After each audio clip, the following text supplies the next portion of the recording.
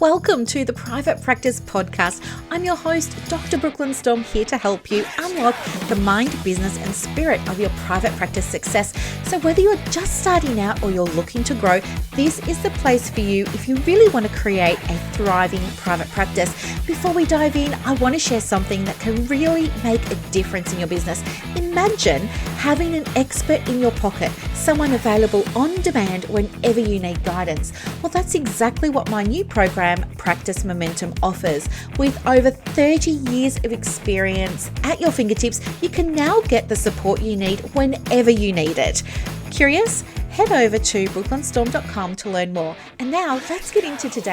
Happy Saturday. Welcome to another episode of the Private Practice Podcast. You're with me, Dr. Brooklyn Storme, and we're talking about something today that I didn't realize was going to get as much traction as it has. So without any further ado, I am just going to dive straight in. So what we're talking about today is how to set fees for your private practice, irrespective of what your supervisor might be telling you. I know it's a little bit controversial. There are supervisors out there that are giving what I think, in my professional opinion, is wrong advice, bad advice, and potentially dangerous. Like, it could lead to all kinds of things like burnout in therapists, and we absolutely don't want that. So what's prompted me to talk about the relationship today between supervisors and pricing or setting fees in your private practice is that over the last few weeks, I do have on my website, people can go and book a 15-minute consultation, right? You can get one a year with me.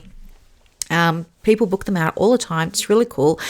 And I've noticed that there were people that were wanting my help because they need more money coming into the business. They need more clients. They need more inquiries, more referrals. It's like the usual things.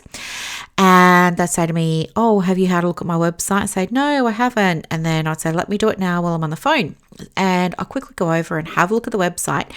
And quite often, I was noticing that people were having a discrepancy between the actual fee for in-person sessions and the fee for the virtual session, so online or by phone. And I got curious and I was sort of like furrowing my brow thinking, what the H is going on here? So I'll say to them, hey, just curious, like, can you tell me a little bit about what was your thinking behind only charging this much, like half a session fee for online? And they were saying stuff to me like, well, that's what my supervisor told me I should be charging. And I was like, what? Like, come again? What? Hang on. I'm not hearing right. But what happened was there was, I've done about 15 calls over the last 3 weeks, and probably I would say 11 or 12 of them all shared this same thing around charging a lot less for online based on what the supervisor said. There were other patterns and trends as well that emerged in terms of the advice from supervisors. And it just kind of got to the point where I spoke with somebody, I can't remember if I spoke with her this morning or if it was yesterday. I just thought, do you know what? I'm done. Like, we need to address this. Somebody needs to address it. Nobody is. Fine, I will do it. And so I, put together an email. I sent it out last night. And then this morning, I put a version of that email as a post on my socials, and it's gone like hotcakes. I've been getting messages since I put it up in my messages because people are worried that if they comment on my actual post, their supervisor will see it. It's been quite a distraction, actually, all of these messages, but it just goes to show, like, you are never alone. So I wanted to talk about it, okay? The most shocking price discrepancy that I've encountered was 50%. The recommended fee for a counselling session, as you know, is $150. So somebody was charging $150 for in-person, $75 for virtual or online, because that's what her supervisor recommended. And it turned out that her supervisor doesn't even charge, this person I'm thinking of, her supervisor didn't actually charge that much for their own sessions. So, I think we need to kind of address the elephant in the room here. And that is, many supervisors are giving business advice without having business expertise. It's clearly a problem, right? I can share with you some of the other golden nuggets that came out of these conversations. What have we got? Okay, this was a doozy.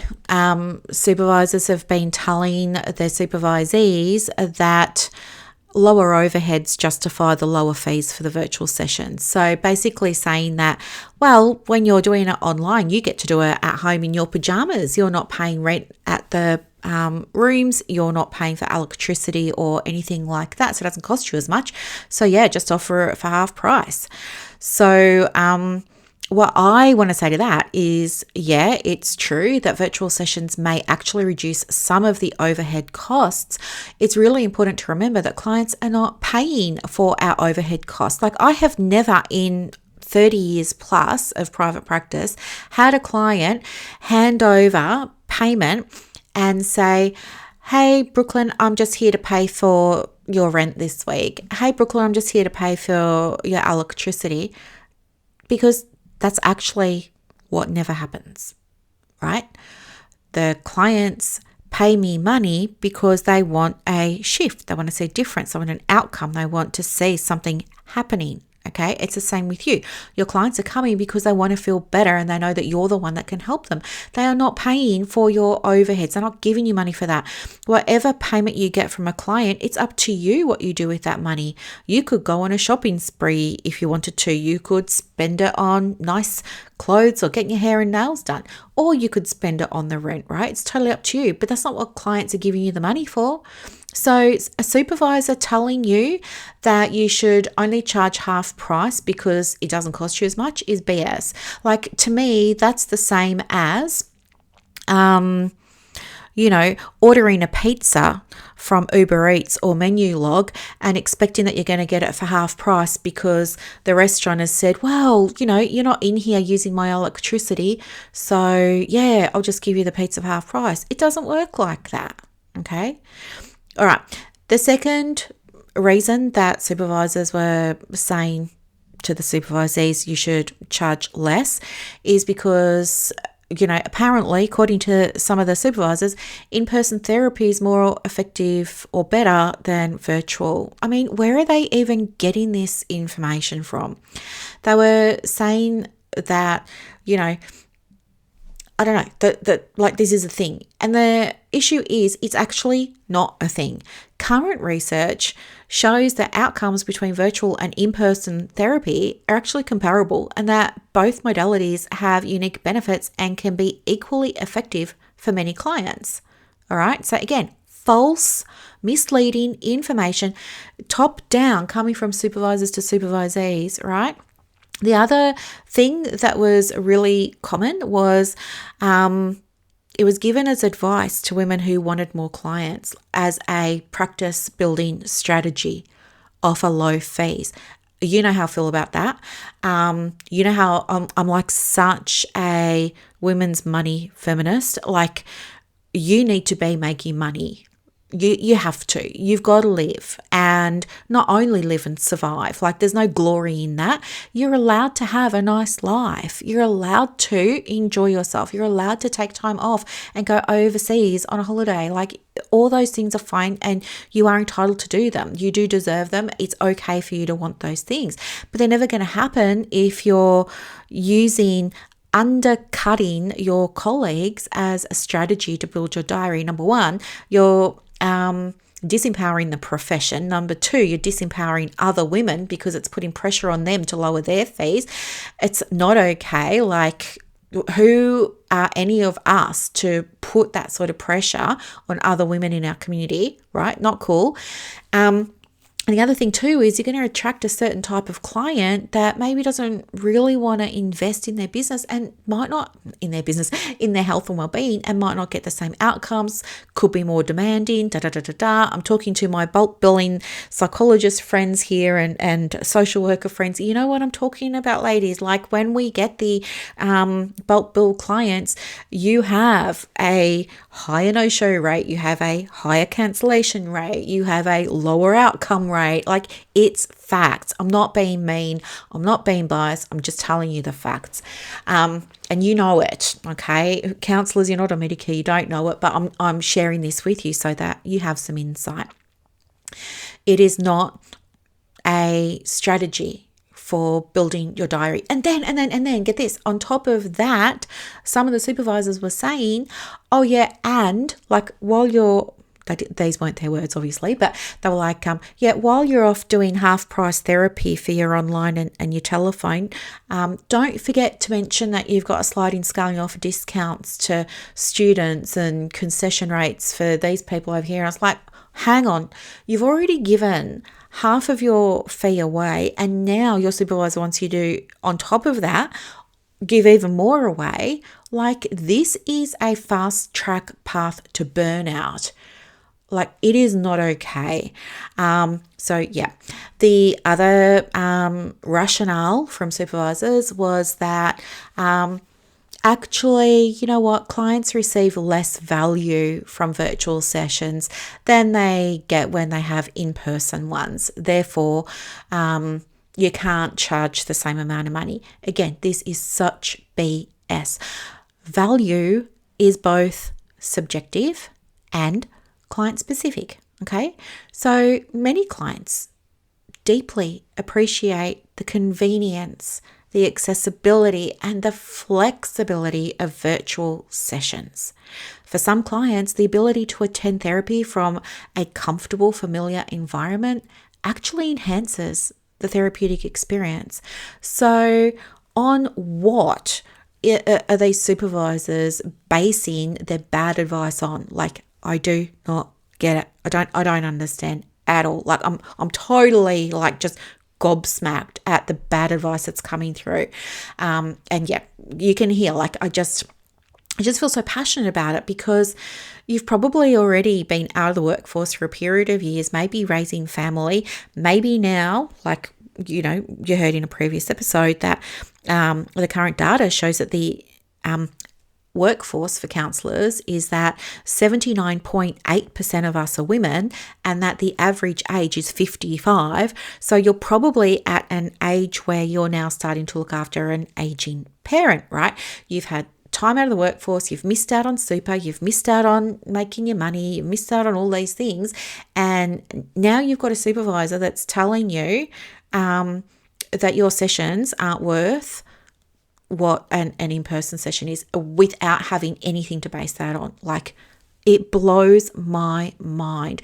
And I get why you follow that advice, those of you who do, because you trust your supervisor, right? Of course you can trust your supervisor. They've done the training. I have done the training.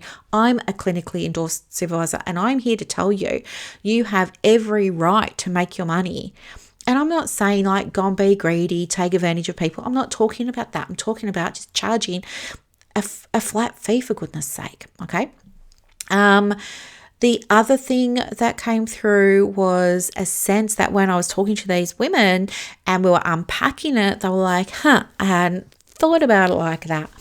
And then some of them said, but Brooklyn, I couldn't. Like, even if I wanted to, I just couldn't charge the same fee. And I'm like, well, why not? And they said, well, then I'd be charging more than my supervisor. And I can't charge more than my supervisor. Like, she's so much bigger than me. Like, she's been doing it for years. She's got lived experience. She's got qualifications. She's got, you know, years behind her. Like, she's up there, Brooklyn. I'm down here. If she's up there and she's got all of this and she's only charging this much, who am I to go and charge double? Like, who am I to go and charge more? And here's what I want you to know, okay? Now, I'm just going to preface this because it's going to hurt. It's going to hurt. I'm just telling you, it's going to hurt. Look away. Look away. Your supervisor's fee has nothing to do with you, okay? There, done. Your supervisor's fee has absolutely nothing at all to do with you, okay? Your supervisor's fee structure is based on her unique business model. It's based on her personal choices, her circumstances. You don't know what's going on for her. Maybe she's just really crap with money. Maybe she doesn't understand for herself. Maybe she's got her own money issues.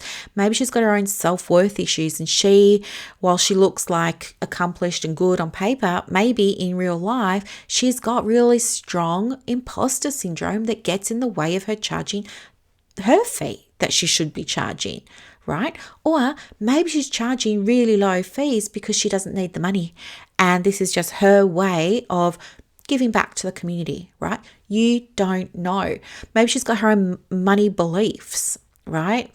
About whether or not she's deserving or whether or not she's good enough or all the things the rest of us think, okay? The thing is that you just don't know what went on in her head when she chose that number, okay? So while supervisors provide such invaluable guidance when it comes to the clinical work, your business, things to do with your business like your pricing strategy around your fees needs to reflect your own business needs and the value that your services provide to your clients. So this is what I want you to take away from it. There are so many instances where supervisees are undercharging and it's hurting, and they're too afraid to charge more because they don't want to upset the supervisor, or they think they're not good enough, or they think that they can't or they shouldn't, or it's going to cause problems or something like that. I say have the conversation with your supervisor. You could approach it by saying something like, "Hi, I have been reconsidering my fee structure and I've been researching the impact of different pricing models for telehealth versus in-person sessions, and I'd really love to discuss the reasoning behind your recommendation to charge less for virtual sessions, because I'm actually finding that the research suggests therapeutic outcomes are comparable, irrespective of the mode of delivery of therapy. So yeah, tell me what you're thinking." Open the door, have the conversation. If you've got a good relationship with your therapist, this could be easy peasy with your supervisor. This should be easy peasy. It can actually bring you closer together. It can strengthen the relationship that you've got with your supervisor. If you don't feel like it's something that you can bring to supervision because maybe, there's emotion coming into it now, like you're worried, maybe there's people pleasing, you want to make sure you're a good supervisee, meaning you don't want to rock the boat or upset her or stuff like that.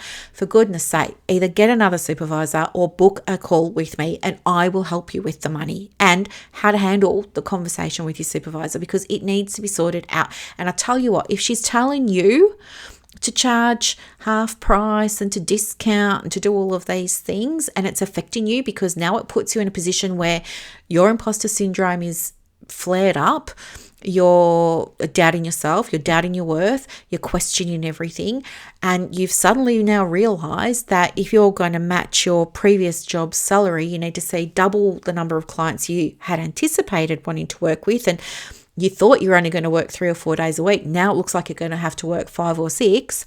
Like, she's doing it to everybody else as well. Like, if you're not going to do it for you, at least go and have the conversation with her so she stops giving this advice to other people and putting them, who also might be vulnerable, in that position of setting them up for burnout, because this is not okay, all right? One of the things is that your supervisor is amazing in so many ways, right? They help you to navigate clinical complexities. They help to ensure that the way that you're working is ethical, and they can really help us all to grow as therapists in the work that we do. And the guidance that they give us on clinical matters is absolutely essential. Absolutely. As I said, I'm a supervisor myself, so I'm not arguing that point. However, business advice, including advice around your pricing and your fees, often falls outside their core expertise. And as you know, we should not be operating beyond the scope of our competence, right? They haven't done a certificate in private practice. They haven't done a business course. They haven't done a marketing course. So who on earth are they to tell you about how to run your business? And why would you listen? Okay. Anyway, I'm so passionate about it, especially because it happens to be my niche. And then when I hear that counselors are getting this, bad advice from people who aren't qualified to be giving it, it really upsets me because people take it on without questioning it, or they take it on out of fear, even though they know it isn't really aligned. But yeah, there are many excellent clinical supervisors out there, and they have not received any. Sorry, I just had to, I was on a roll, and then what happened was, I ordered dinner, and the delivery guy just came, and then Buddy started barking, and then there was barking on my garage band, so I had to delete the bit of barking and then try and come back. But what I was trying to say was that, they are excellent at what they do with the clinical stuff, but they just haven't received any specific training in things like practice management, the business side of private practice, pricing psychology, marketing, business development, those kinds of things. And so what can end up happening is that even though your supervisor might be super well intentioned, might be a really, really nice person, might be super well intentioned, might really want in her heart to give you sound advice that's going to work for you, the reality is that because she doesn't know, because she doesn't have that background or the knowledge or the training or the experience, all that she can sort of impart is based on her own perspective, her own perception, her own mindset, her own beliefs around money and things like affordability or things like profitability. And do you know what I mean? Stuff like that. And so when we bump into situations where we've got a supervisor who's projecting, either knowing or unknowingly, consciously or not, but they're projecting their own money stuff onto you, the supervisee, we've got a problem, right? It's kind of like when we have therapy and we talk about transference and counter-transference and all that. It's similar in a way, right? And it doesn't help you. It comes from, I think this advice comes from a place of genuinely caring so much for you and genuinely wanting to help you, and they want to see you succeed.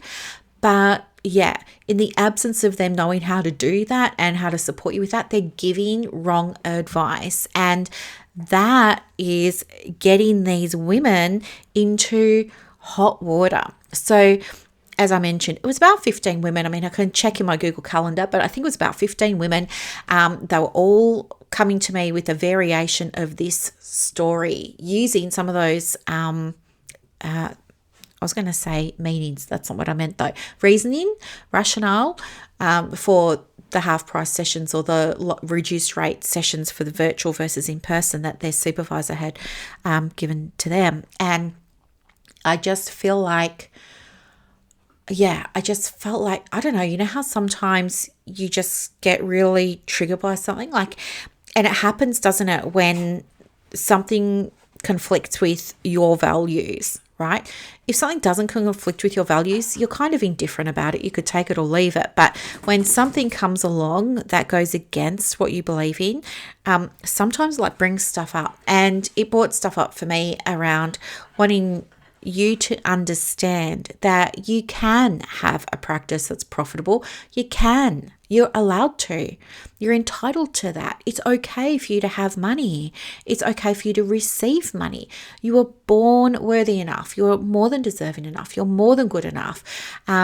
People want to pay for the service that you provide in the way that you provide it. And no two of us does it the same way, right? So they're wanting that from you, and it's okay for you to accept money for that without justifying it. You don't need to justify a lower rate. You don't need to justify a normal rate. You don't need to justify a higher rate, right? Where we start to get into the space of justifying, even for cancellations, there are some practice owners on their websites, they're justifying why they have to put a cancellation policy in place. But I think when we do that, we're giving off the energy of desperation and scarcity, and that can be, not great. It's better to be a professional and to just state things clearly without apologizing, without doing any of those other things, okay? You're allowed to charge the right fee for your business. And that's going to be different for all of us. All right. It's going to be different for all of us. So even if I am working with 5 supervisors and 4 of them are all charging, $150, and I've got one over here that's charging $300. Like, I'm not going to tell her come down to $150. Okay. She's got a reason for charging that $300, and that's based on her business model. And the reason that I know that is because I make sure that everyone I work with understands, like in Momentum, everyone I work with knows their numbers. Okay. They know their numbers. They make data-driven decisions for the business. And guess what? They get results. There are people in Momentum who didn't know their numbers, started to learn the numbers, and are like, holy smoke, I had no idea what was going on here. I had no idea what that even meant. There are people in Momentum that once they realized their numbers, they were able to put things in place. And like just this morning, I woke up to a message from one of the ladies in there who said, OMG, like I implemented this strategy, and guess what? 2 people have booked. Somebody else said, oh my gosh, I had no idea. I've implemented this other strategy over here, and she got 12 new bookings. I think I told you about her in a previous episode recently, because it happened when was it? This week? Last week. She got 12 new bookings. She got a bonus $780 coming into the business that she hadn't planned on, and it turned into $1,560 for the fortnight or something that she hadn't planned on. And there it was, boom, in her account. So this is what I'm saying. You need to get the advice from the right people. And even some of the women in Momentum were undercharging. Well, a lot of them were undercharging. There's still some of them wrapping their heads around trying to charge the right fee, not because they don't want to, but as a result of them being told by so many people that they shouldn't, or they can't, or they're not good enough, right? It is damaging when you hear this, which is why it was so important for me today to speak into it and to, try and intervene if I could, because I really want you to experience all the goodness from your business, right? Everything that you're entitled to, all the goodness. So that means getting paid. And money has very little to do with the bookings, by the way. I think it's really normal to assume I don't have bookings, it must be because I've changed my fee, or I don't have bookings, therefore I should drop my fee. I think that's really normal because you don't know all the things that you don't know yet, right? So you don't know what's going on potentially and how to fix it. So all you really got in your toolkit is fees and, posting on social and stuff like that. You don't have all the rest of the tools, right? So that's why you're thinking that there's a correlation between the fee and the bookings, but there's actually very little. It's like a tiny, whiny predictor of whether or not you're going to get bookings. Okay. You just need to know the other tools. And so, as I said, that's what they're learning in Momentum now. And they're putting the scaffolding in place to create really strong, robust processes that build out that sustainability that they're all wanting and the profitability that they're all wanting. Okay, because they've all got different things coming up on the horizon in their personal lives. Some have trips coming up, family events coming up, all of this type of stuff. They want to be able to take time off and pay for things without having to worry. So that's what we're doing at the moment. And anyway, what I want them to all go away with is an understanding that it's okay for them to create a business that's sustainable without discounting, without reducing, without undercharging, without selling their soul, basically. They get to work with the clients that they want to work with in the way that they want to work with them for the fee that their business needs them to be charging. But if you don't know your numbers and you don't know your metrics and all that kind of stuff, it's hard for you to figure that stuff out. If you want to learn, there are ways that you can learn and you can get that information. Momentum is one of them, and you can go on the wait list anytime. We open again in a couple of months, actually, I think mid-July, but just something for you to be aware of. Not saying you've got to go and apply. You don't, right? It's totally up to you. It's not for everybody. You will know if it's for you, though. You will just get the feeling that it's for you. You will start thinking about it a lot, and that's the sign that it's for you. So if that's happening for you at the moment, just understand that when you go on the wait list, you have the opportunity to fill out an application form. You can fill that out, no problem. But there's only going to be 10 places available for the next intake. 10. And they're going to go first to the waitlist people, right? Because they're on the wait list. And they're just going to go in order of applications submitted and approved. Okay. So if we end up with 30 or 40 or 50 women on that wait list, the first 10 that submit an approved application are going to get those spots, and the doors just don't open to the general public. So you might be thinking about it now, and you might be thinking, yeah, I'm not really sure if I want to do it in July or not. I'm not sure where I'll be then, blah, blah, blah. I would say put in an application, because you never know what happens if July comes around and you're like, actually, I just got my tax return back, not happy. I want to crush it next year. I want more clients. I don't want to work these hours anymore. I want my bloody life back. I want to go on that holiday overseas to a place I really want to go, instead of just going to the cheap places like Bali and Thailand. I really want to go to Rome and Italy and Sweden and the States. And, I want to go to Cancun, and I want to do all the things. I want to go to Bora Bora for a month and work from my laptop and see clients. And then you say, momentum, yeah, I'll go and apply. But now your application is like number 33 and you don't get in, and, you might have to wait months again until it opens again. So that's what I'm saying. If you want to, if it's on your heart, if it's even a niggle, my advice, get your application in. You can always withdraw it and say no. But if you decide you do want to do it, at least you put yourself in the running for a place. So that's what I wanted to share with you. Also, if you're somebody who has a diploma and you're wanting a space where you can talk about diploma stuff, because of course there is so much happening in the space for you around national standards, this, that, and the other. What can we do? What can't we do? If you're wanting to be in a space with other counsellors who have diplomas, and you can get the support that you're really wanting and looking for, then I would invite you to pop your name on the DCS waitlist. The doors for that open next week. If you're on the waitlist, you get early access, and you also get a special price.